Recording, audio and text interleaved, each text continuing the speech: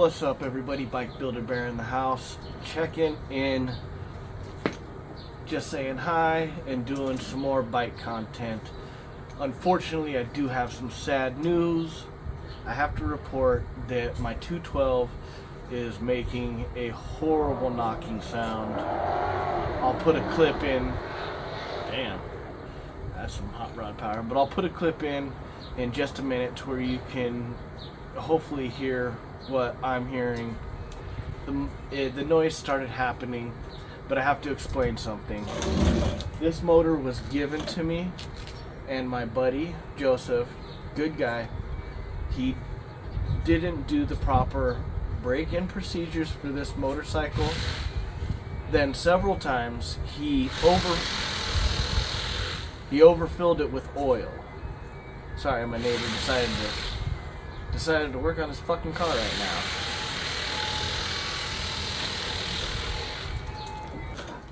Wow, just my luck. Hot rodders, impact guns, and ice cream man all at the same time, trying to fuck up my video. But anyways, like I was saying, my buddy Joseph gave me this motor, maybe with about 1,500 miles on it. He did not do the proper break-in process. He did not just run heat cycles before he did a first oil change and even riding it. And even from the beginning of the life of this bike, he had some technical misconceptions, and he overfilled the engine several times and ran it overfilled several times with oil. Now, I myself rode this engine for a good while. I've probably put about another anywhere from 1,700 miles to 2,000 miles on it easily.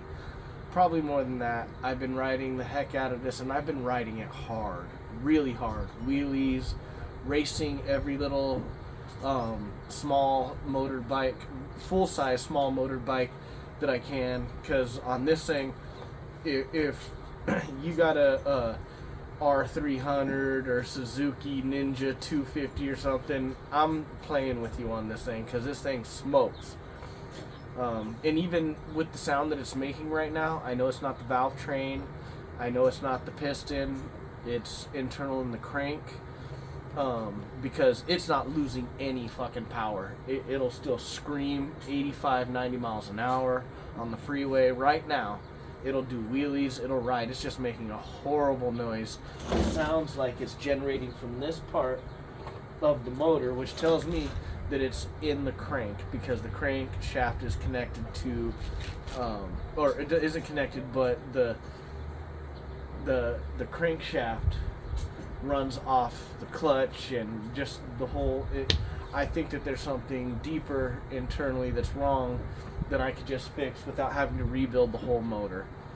And I checked it out with my my little oscilloscope, or not oscilloscope. I have a camera that hooks, a little inspection camera that hooks up to my phone, and I was able to pull this cover off, the other cover off, and look into the motor. There's no damage. There's no metal shavings. I changed the oil. I adjusted the valves over and over again, and even triple and quadruple checked my process to make sure that I was adjusting the valves right. Everything's fine. It's just making a horrible noise. So that being said, that it wasn't broken in properly and it's making a horrible noise, I'm gonna have to retire this motor, and that's unfortunate. But good news is I've already bought a brand new one, and it's gonna be here in a couple of days. So like I was saying, I'm gonna put up some video that I recorded just earlier before this. I warmed up the motorcycle, and one thing I have to say about the noise too is that it almost seems like the motor starts, and for the first couple of seconds it doesn't make the noise, but then it starts making the noise. Well, at least when it first started, it was very prominent that it would start quiet and then the noise would come on, and now it's getting a little louder, and the noise comes about and is more prominent right away. So let's go ahead and check out these little pieces of footage. Hopefully you guys can hear the sounds that I'm hearing.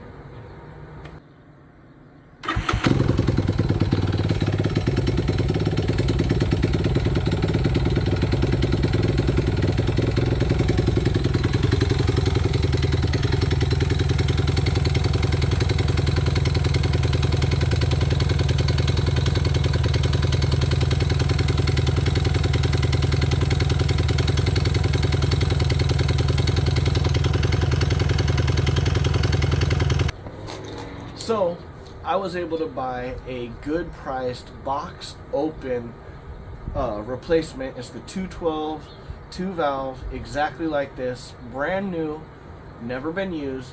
It was an open box sale, so either the box opened accidentally somehow, or they opened it to look at the parts or something, and they didn't like the motor, but everything is supposed to be included, no damage, no runtime, and I got it for about $900, a brand new motor. Now, I am going to do a rebuild on this motor, but I plan on taking it completely apart. I'm going to take the crank, the piston arm, and the piston, and I am going to try to replace the crank arm and the piston with the exact same specifications, but hopefully Wiseco or another company that makes some really high performance stuff. And then I'm going to take the piston and the crank arm and take it to a machine shop that machines and balances the cranks to see how much weight could be shaved off the crank, how much weight needs to be put. They know how to set up a crank to where it goes into the high RPMs without doing damage to the motor. And then I also want to get the $500 4-valve head kit for this motor when I do the rebuild. And I'm also going to go to a high performance shop and have them, I don't care if I have to spend $800 on itself, I'm going to get a steel sleeve put in a head along with a Wiseco piston hopefully, and a Wiseco piston arm, and or any other company that I could find that makes something adequate like that. I'm going to try to rebuild the internals for more than performance. I don't think they're going to get me way more performance, more longevity and reliability. But this motor will be taken out this week. The new motor will be put in, and then this one will get stripped down, worked on, put back together, saran wrapped up, and put on a shelf till the newer replacement motor gives me problems, and then I'll do the switcheroo on it. But also, while I'm doing the switch, I'm also going to take off my swing arm, and I'm going to paint my swing arm with some really good paint, because this is one of the few things that I haven't painted on this bike. And if you look, the black is so disgusting. If you guys ever get a chance, paint that swing arm. They look like shit. So this is the end of the video. My next video on this will be me dropping it out. I'll have a couple segments of dropping the motor out, pulling the swing arm off, painting it, slapping the new 212 in there, and I'm going to explain my preferred break-in process when I do that video, because I didn't do, I think, any kind of good instructional videos or anything on putting in this motor. I'm not going to do an instructional video on how to put it in, but more a recommendation video of things that most people don't consider in their videos, like the mixture that I do for the gas on the first tank of gas for break-in, the way that just the whole break-in process. Also, I will probably clip in a couple of videos of me pulling this case off and JB welding a rare earth magnet down in the case underneath the clutch plates. It's recommended by all the racers to do that, to where if there is any large shavings, it gets caught off to the side, and it stays off to the side, and it doesn't get caught in the screens in the sump pump for the oil pump system. Because from the videos that I've watched, if the big debris make it through that, then it goes into the crank bearings and into the bearings, and it can cause big problems, maybe even something like this that's going on. So thank you for watching the videos. I will have the next couple of videos on this coming out. I also got some more videos on my mini truck that I'll be posting. Thank you guys for hanging in there with me. Thank you for subscribing. Please subscribe. Please like.